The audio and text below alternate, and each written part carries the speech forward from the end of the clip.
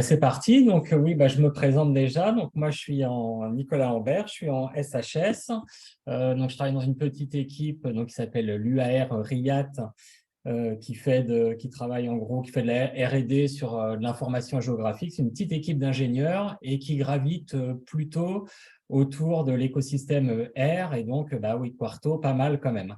Mais moi, depuis 1 an ou 2, j'ai fait un petit pas de côté par rapport à ça et je suis parti un peu de R pour aller vers le JavaScript parce que je m'intéressais beaucoup aux questions de représentation de données. Moi, je fais pas mal de cartographie et donc je me suis intéressé à cet écosystème-là qui émerge un peu, observable, que je vais vous présenter maintenant. Euh, observable, c'est assez nouveau. Alors, tout d'abord, ce qu'on peut dire, c'est que c'est une start-up, donc c'est une initiative privée qui a été impulsée notamment par Mike Bostock, qui est l'auteur assez célèbre dans le domaine de la librairie, la bibliothèque JavaScript D3JS, qui permet de faire notamment de la visualisation et de l'animation, de la représentation de données sur le web. Donc, il s'associe avec une ancienne de Google pour créer donc cette start-up qui compte actuellement une quarantaine de personnes. Observable, c'est aussi donc une technologie, donc c'est dans l'écosystème JavaScript, mais leur idée, c'était de partir de ce langage qui fonctionne dans le navigateur web, on n'a rien installé, etc., pour en faire un vrai langage dédié à la science des données, l'analyse visuelle des données. Et donc, ils se sont dit, voilà, ce langage, il est là, il n'a pas été conçu pour ça à la base, mais c'est pas grave, on va l'étendre pour en faire un outil pour faire de l'analyse de données. Voilà. Et donc, c'est un peu ça leur combat, on va dire, de faire évoluer ce langage, de l'enrichir, de l'augmenter, notamment en y introduisant de possibilités d'exécution réactive. On va voir ce que c'est pour la visualisation de données.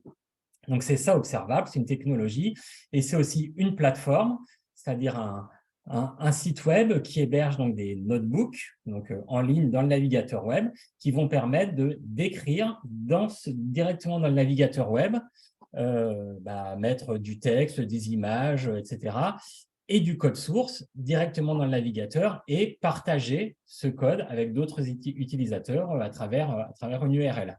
Là, je suis dedans, donc c'est un notebook observable, donc il y a une URL en haut, je me suis connecté avec un nom d'utilisateur et j'ai créé ce notebook là que je suis en train de vous présenter maintenant. Le but de leur démarche, c'est vraiment de construire une communauté autour de la visualisation de données pour le web. Donc ça, c'est vraiment ce qu'ils essayent de développer.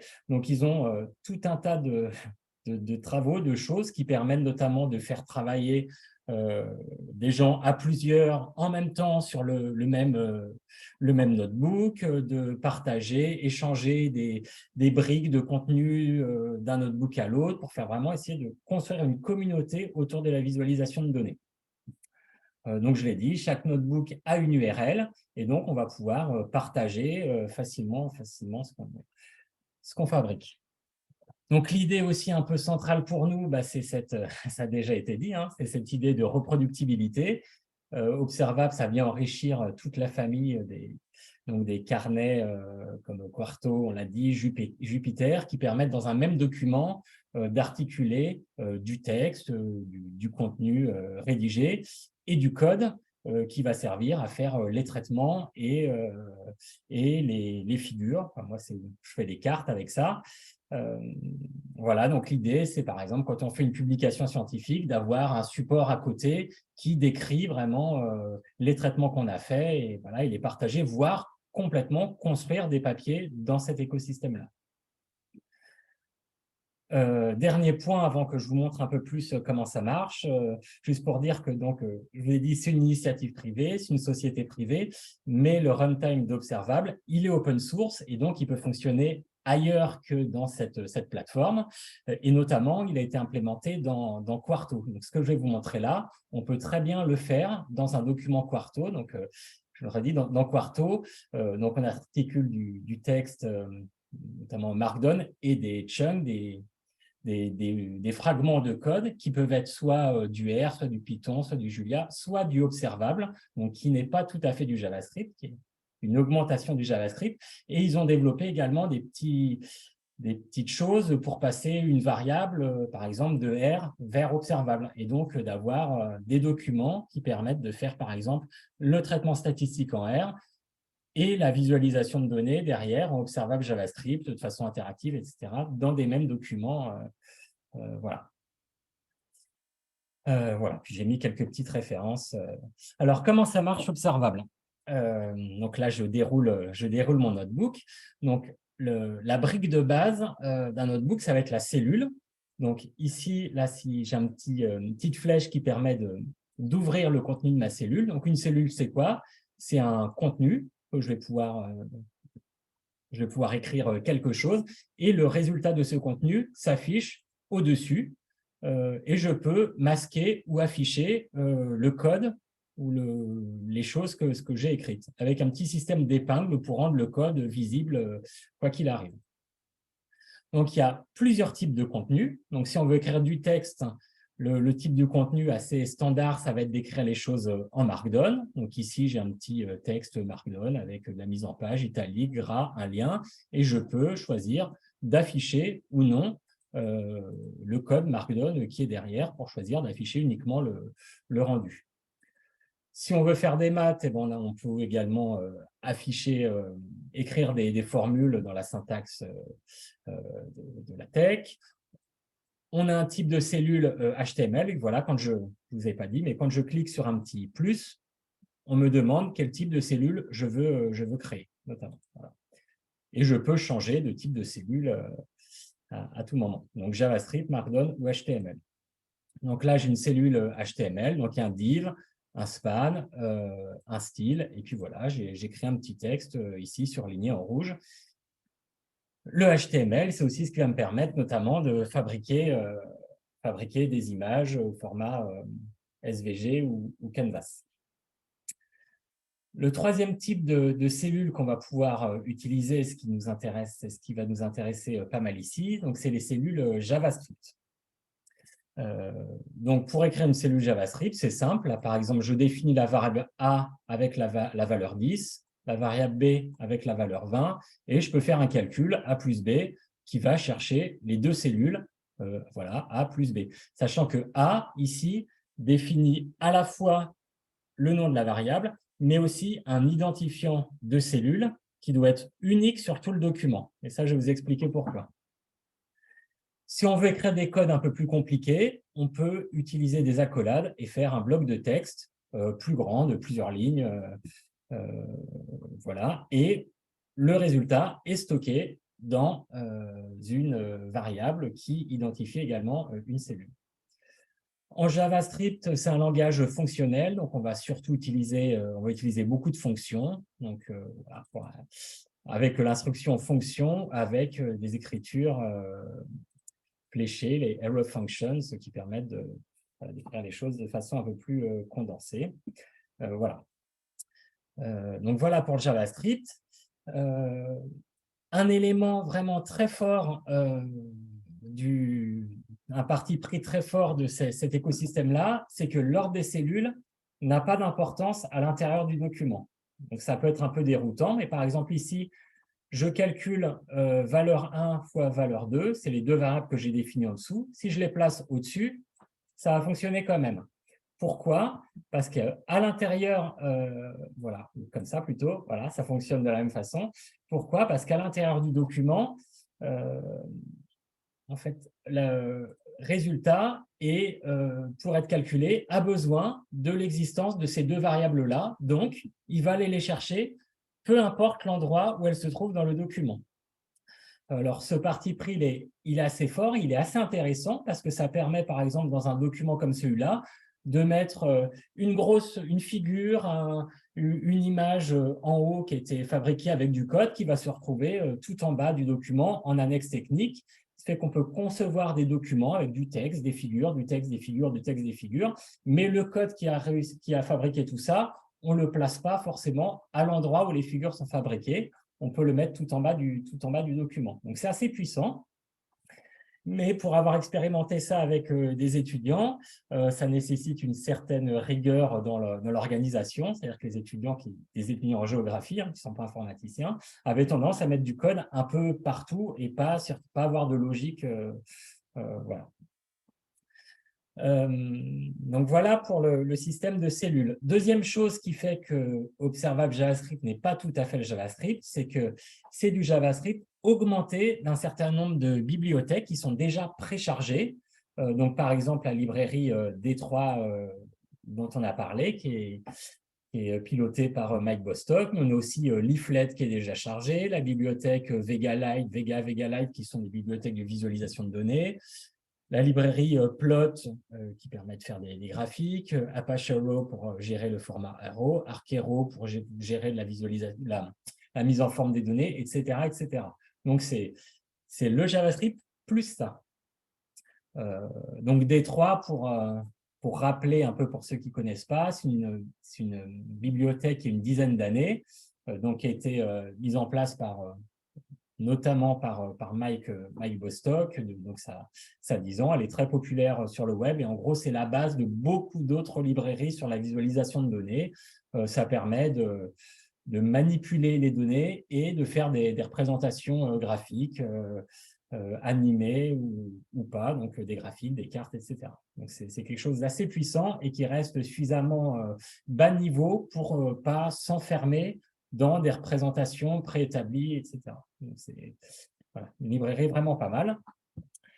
Et oui, donc il y a toutes ces bibliothèques-là qui sont préchargées, mais rien n'empêche d'en charger d'autres dans cet écosystème, donc avec l'instruction maison qu'ils ont appelée require, qui permet d'appeler n'importe quel package, module, librairie sur NPM. Donc là, par exemple, j'ai chargé la librairie GeoToolbox et donc maintenant, dans Geo, j'ai tout un tas d'instructions à disposition qui vont me permettre de faire des opérations SIG, etc. Un des points forts aussi dans leur technologie, c'est de rendre tout cet écosystème réactif. Donc, je vais expliquer ça. Donc, ils ont mis à disposition un certain nombre d'inputs. Donc, c'est des boutons, des cases à cocher, etc., des sliders, etc. Donc, tout ça, c'est à disposition. Et par exemple, quand je clique sur le bouton, là, maintenant, j'ai une variable bouton qui va prendre directement la valeur de mon interaction avec l'utilisateur. Ici, j'ai ma variable color qui prend directement le contenu de ce que l'utilisateur a choisi. Et donc, cette variable, par exemple, la rayon que j'ai mis dans un slider, je peux l'appeler dans n'importe quelle autre cellule où je vais utiliser la variable rayon et le contenu va être rafraîchi automatiquement. C'est pour ça que chaque cellule doit avoir un identifiant unique et qu'on a une organisation topologique des cellules entre elles. Donc, si j'utilise la variable rayon dans n'importe quel contenu, si je change le contenu de cette variable, toutes les cellules qui utilisent cette variable rayon vont être rafraîchies automatiquement. De la même façon, si c'est un texte, bonjour les amis, voilà, je peux imbriquer du Markdown avec du JavaScript avec du HTML, etc., etc. Et du coup, c'est un côté quand même assez pratique pour l'exploration de données, parce que si je reprends mon dessin de tout à l'heure avec mon cercle, donc ici, donc c'est du code D3, je dessine un cercle qui a une position en X, un rayon et une couleur. Ces éléments-là, plutôt que de les écrire en dur, je vais les mettre dans des sliders et des inputs JavaScript, ce qui fait que quand je vais les changer, ma figure va changer automatiquement. Je peux changer la couleur, la position, etc. Et donc, on voit bien que là, on se retrouve avec quand même un écosystème qui va permettre de fabriquer des représentations graphiques et de les jouer, les faire varier en fonction des hypothèses qu'on va faire. Et voilà. Et le but, c'est de faire des outils vraiment d'exploration de données. Alors là, on est dans un navigateur web. Donc, concrètement, ce qu'on va faire, c'est, pour travailler sur ces données, on va d'abord avoir besoin de les importer. Donc, pour ça, il y a un petit système ici, comme des pièces jointes de web. On va pouvoir attacher des fichiers, comme ça, en cliquant sur le plus, donc des fichiers jusqu'à 50 mégas. Et on peut les importer directement avec l'instruction File Attachment. Ici, j'importe un fichier sur les mobilisations dans les manifestations pour les retraites en ce moment, et je dis type-les-moi automatiquement pour qu'il interprète que c'est du numérique, c'est du texte, etc. Et je peux les afficher hyper facilement. Ils ont intégré aussi un type de cellule donc, qui s'appelle Data Table, qui permet de voir de façon, voilà, en un clic, on importe les données, voir les données, pouvoir trier sur telle ou telle cellule, éventuellement typer le type de données, est-ce que ça c'est une date, du numérique, du texte, etc. Et on a un petit aperçu aussi en haut, en en-tête, de la distribution de cette donnée avec la possibilité de filtrer comme ça. Voilà, on peut faire ce genre de choses. Donc ça, c'est des trucs qui sont mis à disposition directement, qui sont assez faciles. Si on a des données géographiques, eh ben, on va les importer de la même façon. Et pour les visualiser, on peut le faire avec une flèche. Et dans l'interface, il y a plein de petits raccourcis comme ça. Par exemple, là, si je clique, comme j'ai importé ici une couche géographique, il va me proposer des petits raccourcis. Hop, là, il fabrique directement le code pour visualiser les données. Donc, c'est plein de petits raccourcis comme ça qui sont assez pratiques. Là, je l'avais déjà fait, donc j'enlève ça. Tac. Voilà.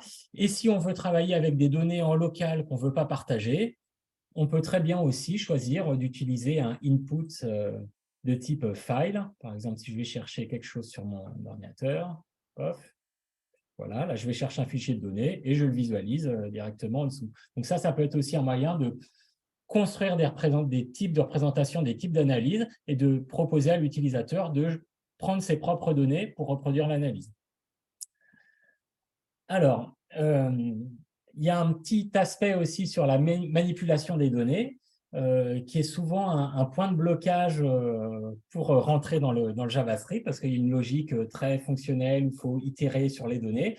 Donc, bon, on peut le faire en JavaScript. Là, par exemple, j'ai mon tableau de données sur les manifs, et ben je dis je veux garder que deux champs, le champ date et le champ organisateur. Avec le plus, je dis que c'est du numérique, je le renomme, je dis que ça s'appelle nombre, et je filtre pour dire les manifestations dont, selon les organisateurs, il y a eu au moins 1 million de personnes, et je récupère mes données. Voilà.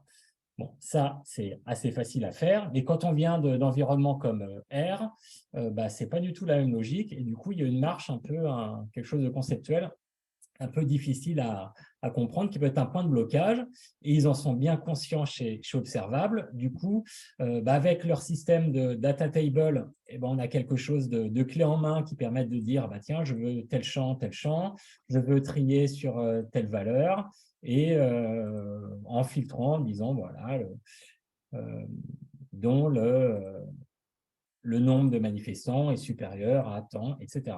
Donc, on a un moyen de fabriquer les données, les trier, les formater, juste avec des clics qui peut être pas mal. Il y a une autre façon aussi de gérer, manipuler les données. Ça va être avec la librairie Archero, qui est de base dans l'observable JavaScript. Ça fait partie des bibliothèques qui sont préchargées, qui vont proposer une syntaxe, donc pour ceux qui font du R, un peu à la dplyr de l'écosystème Tidyverse, ce qui permet de renommer, filtrer, de fabriquer un autre champ. Par exemple, ici, je crée le champ, je mal écrit, PIB par habitant en faisant le PIB divisé par la population, et hop, je le récupère. Ici, je récupère juste deux variables. Et ici, je fais un petit tableau de synthèse en récupérant le min, le max, la moyenne, la médiane d'une variable. Puis après, pour le disposer autrement, je transpose le tableau pour avoir un petit tableau comme ça. Voilà. Donc ça, c'est des choses qu'on peut faire assez facilement dans Observable et qui rappellent un peu l'écosystème de dplyr. Dans ces objets data table, on peut aussi manipuler les données avec du SQL sans problème si on est habitué avec ça. Je suis déjà à 20 minutes, donc je vais faire un peu rapide, j'ai accéléré un peu. Voilà. Après, le point fort de cet écosystème-là, ça va être vraiment de construire une communauté sur la visualisation de données. Donc, on va trouver beaucoup de notebooks, beaucoup d'exemples autour de la bibliothèque D3.js, donc tout un tas de représentations graphiques et cartographiques diverses et variées. On peut noter quand même qu'actuellement, l'équipe, donc Mike Bostock, encore lui, associé à Philippe Rivière, qui est un docteur en maths et qui travaille pour Observable, ils sont en train de développer une bibliothèque qui s'appelle Plot, qui reprend un peu qui utilise une grammaire graphique un peu à la façon de ggplot dans l'écosystème R, dont le but, c'est de faire des graphiques et des cartes maintenant avec une syntaxe assez courte et intuitive, dans le sens où il n'y a pas vraiment de type de représentation qui sont prédéfinis, mais il y a un système de marques, donc les types de symboles qu'on représente, et de transformation pour modifier ces graphiques. Donc, par exemple, là, j'ai pris une variable, le PIB par habitant, je choisis comme marque des points échelonnés en X, et une transformation Dodge Y qui va écarter ces points en Y pour fabriquer ce graphique-là. Mais ce n'est pas un type de graphique qui est prévu à la base par la librairie, c'est la combinaison de marques et de transformations. Et on peut combiner ça avec des facettes pour exploser ces représentations selon des catégories, etc. Donc, il y a beaucoup de docs là-dessus. C'est quelque chose qui pousse pas mal. D'ailleurs, si on clique sur le plus ici, on se rend compte qu'on a des petites aides pour réussir à faire ces graphiques-là. Donc, si je clique par exemple sur n'importe lequel, sur celui-là, multisérie line chart, j'ai tout de suite un exemple de code et avec un fichier de données qui est intégré en fichier d'exemple dans Observable. Et donc, ça fait des petits blocs sur lesquels je peux démarrer pour construire mes propres représentations avec mes propres données. La semaine dernière, dans cette semaine, ils ont intégré encore quelque chose de nouveau. C'est ce qu'ils ont appelé la cellule type chart, qui ouvre en fait une espèce de panneau comme ça, dans lequel je vais pouvoir choisir mes données et par exemple, quelle variable je vais représenter en abscisse, en ordonnée, quelle couleur. Je peux faire varier la position en X, position en Y, modifier les marges, les couleurs, etc., etc. Et une fois que je suis content de ce truc-là, tac, alors je ne sais plus où est le bouton, mais je peux fabriquer… Ah, j'ai perdu le bouton. Peut-être ici. Voilà, convertir en JavaScript. Donc là, ça me fabrique le code JavaScript de ce truc-là. Et donc, je peux partir d'un exemple comme ça et le modifier pour faire une représentation qui me correspond. Alors, cette librairie, ils l'ont aussi ouvert aux objets géographiques. Donc, on va faire des cartes avec ça. Alors, moi, j'utilise plutôt une autre bibliothèque qui s'appelle Bertin. Je l'utilise parce que je la développe. Voilà.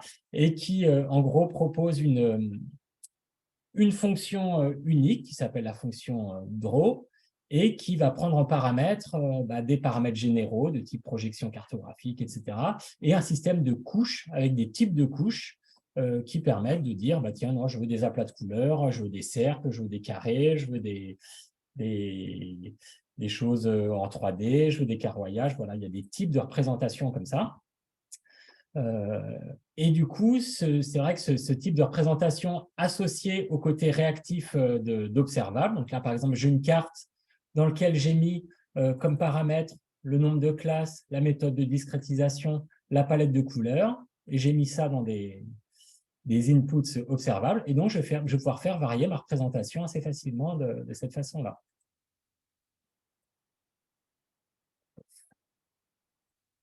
Donc, en fait, tout ce qu'on peut faire en D3 ou avec d'autres librairies de représentation graphique, on va pouvoir les jouer, les paramétrer avec des des possibilités d'interaction avec l'utilisateur de cette façon-là. Je passe. Et enfin, pour vraiment insister sur le côté collaboratif, là, ce qu'ils essayent de faire, donc ils ont un système dans la plateforme observable de Teams, d'équipe, c'est-à-dire qu'on peut être à plusieurs à travailler en même temps sur un même notebook. Et dans ces cas-là, comme dans les éditeurs type HackMD, Google Docs, ce truc comme ça, on va avoir des petites, je sais pas comment on dit ça, des petits icônes là qui correspondent à chaque utilisateur pour voir qui écrit quoi à quel moment, et on fabrique le code et le texte en même temps à plusieurs. Alors pour le texte, ça marche très bien, pour le code, ça peut être un peu compliqué. Donc, mais l'idée, c'est qu'on peut travailler de façon collaborative à plusieurs, de façon privée ou publique, de cette façon-là. On peut aussi aller sur n'importe quel autre notebook, mettre un commentaire et donc échanger avec la personne qui fait ce notebook. On peut aller sur n'importe quel notebook, le cloner, faire des modifications, proposer ces modifications au notebook initial, visualiser les différences. Donc voilà, on se retrouve un peu dans un système qui rappelle celui de Git, sachant que tout ce qu'on fait est également enregistré, versionné. Donc, je peux revenir à tout moment à une version antérieure de mon code et dire, bah non, bah finalement, c'est cette version-là que je veux republier, etc. Donc, c'est assez pratique. On a tout dans le navigateur, tout s'enregistre, on peut interagir avec les autres et on perd rien. Il y a un forum aussi donc, qui est géré par la plateforme, dans lequel on a une réponse assez rapide. Si on pose une question, il y a quelqu'un qui va nous répondre. Et il y a même des gens de l'équipe d'Observable qui sont chargés d'intervenir sur ces forums. Et un truc aussi qui est cool, et je vais quasiment finir avec ça, c'est que tous les notebooks peuvent dialoguer les uns avec les autres. C'est-à-dire que si je vais sur n'importe quel carnet, je peux importer dans mon notebook le contenu de n'importe quelle cellule. Par exemple, là, il y a un notebook qui s'appelle Cartographic Doodle, dans laquelle il y a une fonction qui s'appelle Sketch. Avec l'instruction import, je l'importe. Et après, je vais utiliser cette fonction Sketch avec mes propres données, mes propres paramètres. Donc là, c'est une fonction qui permet, à partir d'un fichier GeoJSON, de le dessiner comme ça. Ici, il y a un autre notebook donc, qui était donc ici officiel, observable, qui s'appelait Summary Table, qui permet d'avoir une visualisation d'un tableau de données sous forme un peu synoptique, voir le nombre de lignes, le nombre de colonnes et des petites représentations graphiques en fonction du type de données. Donc ça, c'est pareil, je peux l'importer et appeler l'instruction maintenant sur mon jeu de données et hop, j'ai le résultat. On peut choisir de verrouiller ou pas cet import, c'est-à-dire le caler sur une version ou pas. Et voilà. Donc, pour conclure sur cet outil-là, ce qu'on peut dire un peu en négatif, c'est que quand on fait de l'analyse de données, on se rend compte quand même que par rapport à des langages type R qui ont été conçus pour de la statistique et pour l'analyse de données, et ben là, on est quand même assez faiblement outillé en termes de bibliothèque en statistique. Voilà, on n'est vraiment pas au niveau. Alors, leur pari, c'est que bah, ça va venir petit à petit. Voilà. Autre point de blocage, c'est une société privée. Donc, si on veut bénéficier de toutes les fonctionnalités, eh ben, il y a un système de tarification. Et sinon, on doit travailler de façon publique. Voilà. Après, ça reste accessible plein pot pour l'enseignement supérieur et la recherche. Mais voilà, il faut avoir ça en tête. Et comme c'est une société privée, ils peuvent changer leur système de tarification voilà, à tout moment. C'est eux qui pilotent ça. Voilà. Donc là, c'est un vrai point de blocage qui peut être levé si on va dans Quarto, parce qu'effectivement, là, tout ce que je vous ai montré ça, on peut le faire dans Quarto de la même façon. Mais par contre, on ne bénéficie pas de tout le côté interaction avec les autres, hébergement, tout ça. Les points forts, bah, moi, je trouve que c'est quand même un super outil. Donc, moi, j'ai basculé pas mal de R vers cet outil-là et je suis assez convaincu parce que c'est un endroit où il y a une communauté qui va réfléchir et parler de visualisation de données, de data vis, ce que je ne retrouvais pas dans l'écosystème R. il y a beaucoup d'exemples, de tutos, de choses pédagogiques. Et ce que j'aime bien, moi, c'est qu'il n'y a rien à installer. On ouvre le navigateur web et on fait tout dedans. Voilà. Et un petit point aussi qui est sympa pour moi, qui fait des cartes, c'est-à-dire que n'importe quelle cellule ici, là, n'importe quelle cellule, à partir du moment où elle a un identifiant, je peux dire, eh ben ça maintenant, moi, je voudrais l'embarquer dans n'importe quel site web. Donc, on peut choisir d'embarquer telle cellule, telle cellule, telle cellule. Et on a un petit code ici, en fait, Observable va fonctionner comme une API qui va permettre d'intégrer n'importe quel contenu dans un autre site web. Donc, moi, c'est ce que je fais, par exemple, sur ce genre de site. J'ai des notebooks observables et qui sont embarqués dans d'autres sites web. Donc là, j'ai une carte que je peux modifier voilà, dans d'autres environnements. Donc ça, tout ça, c'est fabriqué avec Observable. Et en fait, pour que ça soit disponible dans ce site web-là, on insère juste un petit bout de code de JavaScript qui va taper dans l'API Observable. Donc c'est un outil quand même assez cool pour partager, visualiser ces données. Voilà.